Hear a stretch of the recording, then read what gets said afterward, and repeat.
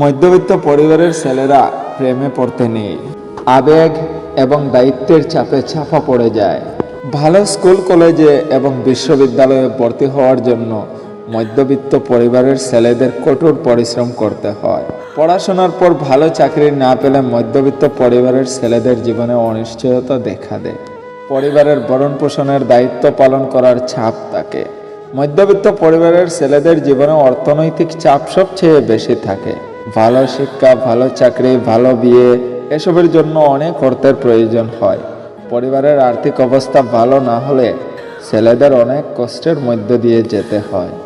এত কষ্ট ও এত বেদনা বুকের ভিতর রেখে ধৈর্য ধারণ করে হাসি মুখে বলতে হয়, হ্যাঁ আমি ভালো আছি। এটাই হচ্ছে ছেলেদের জীবন।